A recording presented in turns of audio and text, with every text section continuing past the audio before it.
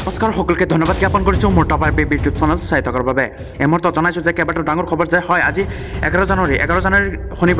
শনিবাৰ ৰাতিপুৱা কেইবাটাও গুৰুত্বপূৰ্ণ খবৰলৈ আজিৰ এই বিশেষ প্ৰতিবেদন আজি ভিডিঅ'টোত প্ৰত্যেকটো খবৰ বিতংভাৱে আলোচনা কৰা হ'ব যে 2025 বৰ্ষৰ আৰম্ভণিতে যিহেতু চৰ্চিত হৈ আছিলে HMPV ভাইৰাছ যিটো ভাইৰাছে সমগ্ৰ ৱৰ্ল্ডত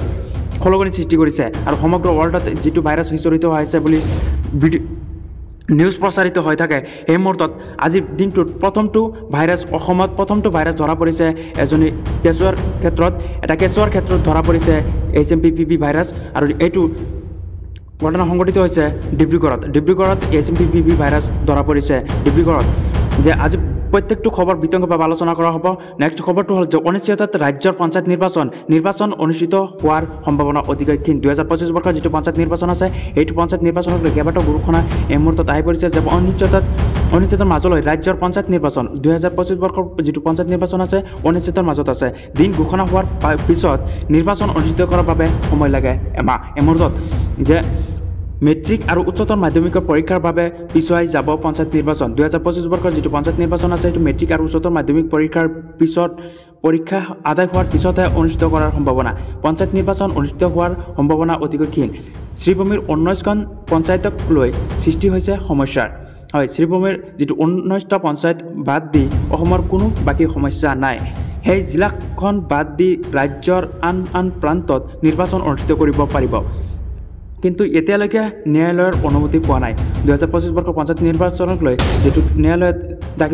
গোচৰ দাখিল কৰা হৈছে পঞ্চায়ত নিৰ্বাচন পিছুৱাবলৈ কংগ্ৰেছ দলৰ দুগৰাকীকৈ নেতা তাৰপিছত যে পঞ্চায়ত নিৰ্বাচন কংগ্ৰেছৰ একাংশ নেতাই পঞ্চায়ত নিৰ্বাচন অনুষ্ঠিত হ'ব নিবিচাৰে সংবাদ মেলত মুখ্যমন্ত্ৰী ডাঙৰীয়াই মন্তব্য কৰিছে যে অনিশ্চিতৰ মাজলৈ ৰাজ্যৰ পঞ্চায়ত নিৰ্বাচন যে দিন ঘোষণা হোৱাৰ পিছতে নিৰ্বাচন অনুষ্ঠিত কৰাৰ বাবে এমাহ সময় লাগে মেট্ৰিক আৰু হায়াৰ ছেকেণ্ডেৰী যিটো পৰীক্ষা আছে সেইটো পৰীক্ষাৰ পিছতহে পঞ্চায়ত নিৰ্বাচন অনুষ্ঠিত কৰিব পাৰিব মেট্ৰিক উচ্চতৰ মাধ্যমিকৰ পৰীক্ষাৰ বাবে পিছুৱাই যাব পঞ্চায়ত নিৰ্বাচন 2025 বৰ্ষৰ যিটো পঞ্চায়ত নিৰ্বাচন আছে তাৰ পিছতে ইতিমধ্যে 19 জানুৱাৰী পৰ্যন্ত কচুতলিত চলাব নোৱাৰিব উচ্ছেদ অভিযান গুৱাহাটী উচ্চ ন্যায়ালয়ৰ ডাঙৰ নিৰ্দেশনা দিছে যে উচ্ছেদ অভিযান 29 জানুৱাৰীলৈকে কৰিব নোৱাৰিব 30 জানুৱাৰীলৈকে বৃদ্ধি মিছন বসুন্ধৰাত আবেদনৰ সময়সীমা যদি এতিয়ালৈকে মিছন বসুন্ধৰাত আপোনালোকে আবেদন কৰা নাই তেন্তে 30 জানুৱাৰীলৈকে এইটো বৃদ্ধি কৰি দিয়া হৈছে আৰু নেক্সট যিটো HMPV ভাইৰাছ আছে সেইটোৰ খবৰ বিতংভাৱে লাষ্টত আলোচনা কৰিম যে উমৰাংচুৰ কয়লা খনিৰ পৰা আকৌ আহিছে বেয়া খবৰ ইতিমধ্যে এটাৰ পিছত এটাকৈ মৃতদেহ উদ্ধাৰ হৈ আছে কয়লা খনিৰ যিটো উমৰাংচুৰ কয়লা খনি আছে সেইটো উমৰাংচুৰ কয়লা খনিৰ পৰা এটাৰ পিছত এটা মৃতদেহ উদ্ধাৰ হৈ আছে যিহেতু এতিয়ালৈকে অভিযান এতিয়ালৈকে অব্যাহত আছে যে 2025 বৰ্ষৰ আৰম্ভণিতে যিটো কয়লা খনিত ঘটনা সংঘটিত হৈছে এতিয়ালৈকে অব্যাহত আছে যে তাৰপিছতে আপোনালোকক জনাইছোঁ যে আজিৰ দিনটোৰ বেয়া খবৰ এইটো প্ৰথমতে ক'ব লাগিব HMPV ভাইৰাছে প্ৰথমটো সন্ধান পাইছে ডিব্ৰুগড়ত যে এইটোৰ কাৰণে